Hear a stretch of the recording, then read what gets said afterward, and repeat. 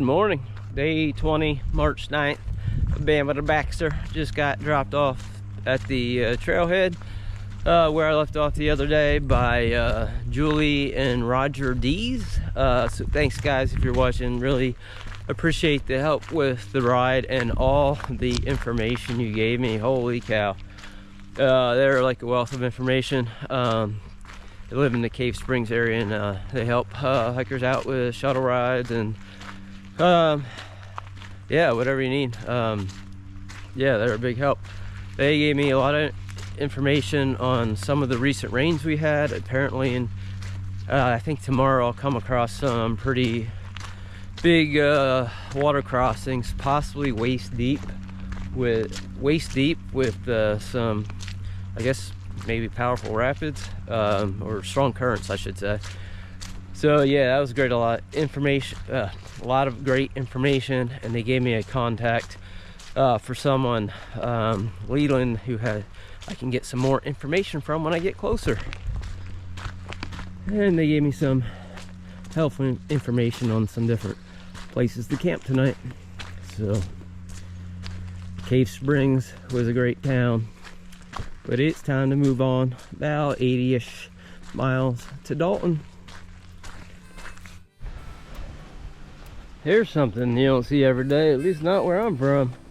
Is that bamboo? Pretty cool. I don't think I've ever seen that before in the US.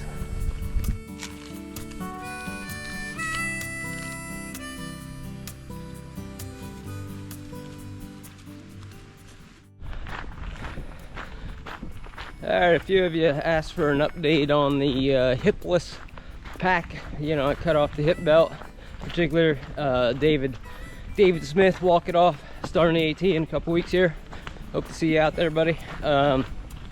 This is my second time leaving town with a 5-day food carry, and it's working great. I definitely can tell I got more weight in the pack, but it's still working really good for me. So I'm really happy that I cut that hip belt off. Yeah, today has been a good day.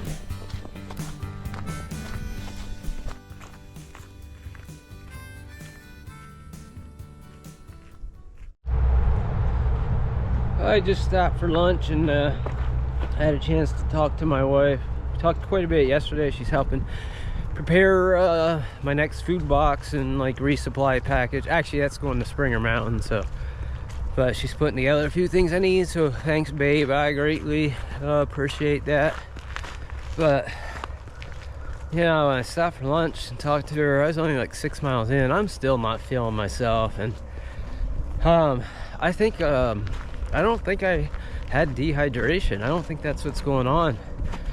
Because I still feel kind of how I did before. I think I'm dealing with some type of post-COVID symptoms, because I have similar symptoms as when I had COVID, just, you know, a fraction of what it was during COVID. But I think these longer days, you know, exhausting my body, it's kind of bringing back some of those, you know, COVID symptom-like feelings, like the kind of like the foggy head feeling, and just the I guess the exhaustion part of it.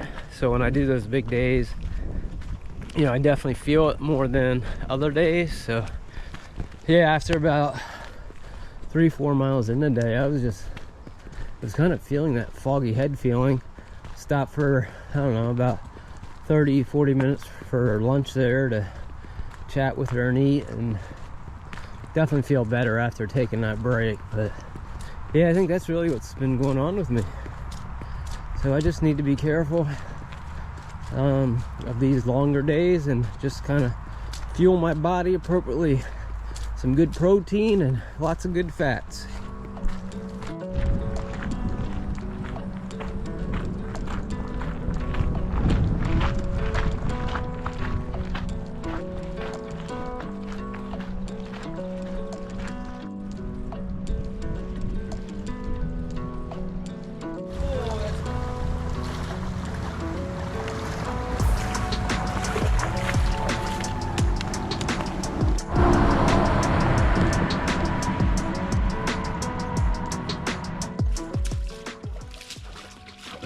Oh, holy. Oh,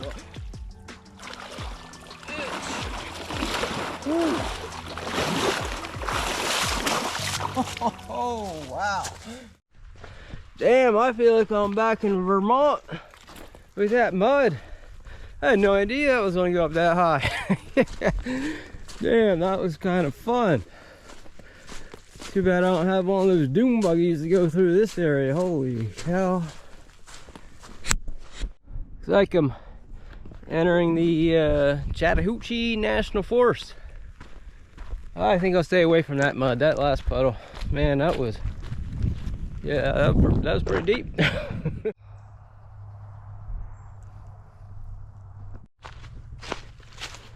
Spring is on the way. Things are starting to come to life. Well, I made it to camp. Haven't got things set up yet. It was a little over 19 miles today. Got looks like a nice spot here on top of this ridgeline. There is a fire pit here.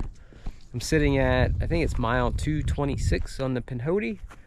I said earlier, I think I was dealing with some post-COVID issues, or, you know, that's what I was feeling like. I'm not really sure what's going on with me, because after I filmed that clip, I had my lunch, which was basically high in fats and protein, so a bunch of tuna with some peanut butter and some meat sticks. I've been feeling fine since then, so maybe it's just a nutrition thing. Maybe it's like a carb crash going on in like the morning, because this morning I had it was limited selection at that grocery store. I picked up some Pop-Tarts and basically some like breakfast bars, like stuff that has a lot of sugar in that I normally don't eat. So maybe that's what it was today.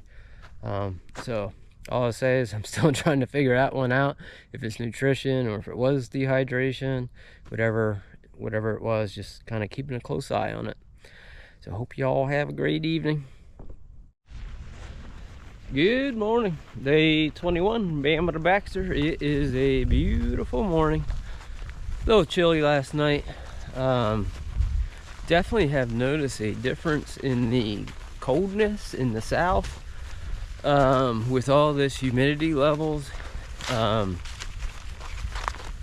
yeah, I'd say it feels about a 5 to 10 degree difference between the south, like if it's the same, like reading the same temperature, say it's reading 40 degrees, feels about 10 degrees cooler in the south than up in the north, just because of the humidity levels. But not too bad last night. This is a cool tree. See all the, like, I don't know if those are vines or just like little branches coming off. That's pretty cool.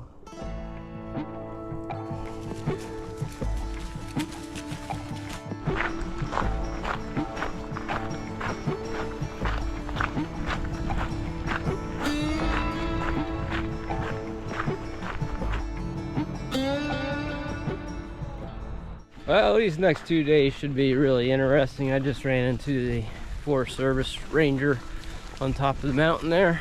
Apparently an hour north of Dalton, supposed to get 6 to 10 inches of snow.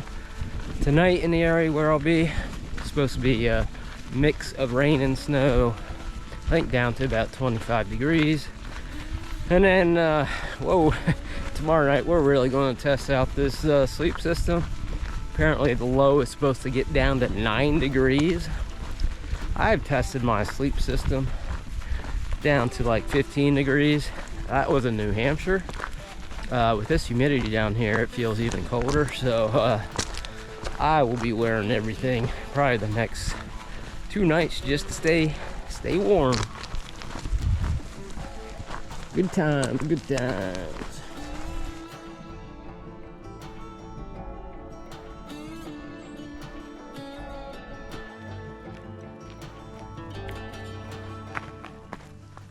Well, sea knock strikes again. If you watch my long trail trip videos, you know I had a lot of issues with manufacturer defects with my sea knock trekking poles. So I had got those replaced with a new set from them, and not even a couple 100 miles on these, same issue. It's this it's like adhesive here. it's meant to go under the plastic piece, and it's just, it won't stay. So any kind of like upward pressure on the pole, it just separates from it. So basically walking with them is kind of pointless. Because even like if the tip sticks in the ground a little bit, it just separates. Setting up the tent should be okay tonight because you got that downward pressure on it, so that should be all right. So thanks, babe, appreciate it. My wife's going to send me I got a spare set of these at home. She's going to send it overnight those to Dalton. So I got about 60 miles to go to get into Dalton.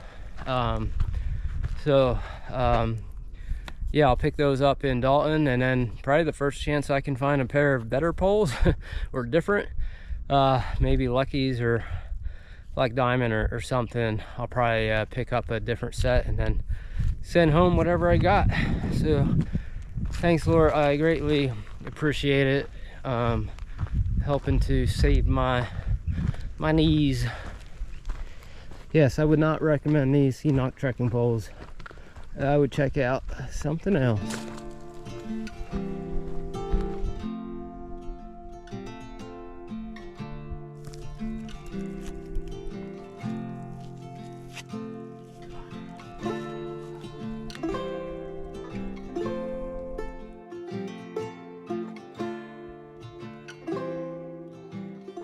I just made a little costly mistake. I was on pace to have a pretty good mileage day. I still might, but I've been following the Forest Service access road most of the day. I came up from down there. Instead of turning left, I turned right. I should have known by the bullet hole signs in the post there. Oh yeah, I just did like, I don't know, 4 plus miles or so extra. Went down that way, wound up bushwhacking about 2 or 3 miles, trying to get back on course. Just made one big circle. So I think I'm finally back on course. I guess if I'm going to make it to Maine, I gotta start paying a little better attention where the hell I'm going.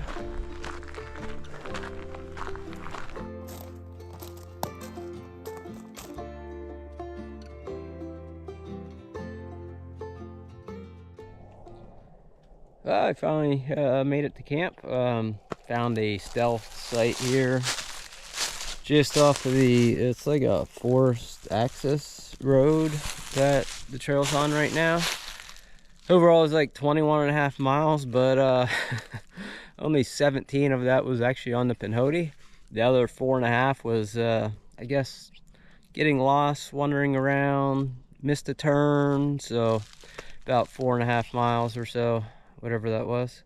But you know, I was still having fun. So yeah, I just got off course there. Lesson learned, I guess. Over the sun's going down in the distance, so I'll get back up tomorrow. I think I got about 40 miles or so left, maybe 45, somewhere around there, to get to Dalton. So thanks everyone for watching. I hope you have a great evening.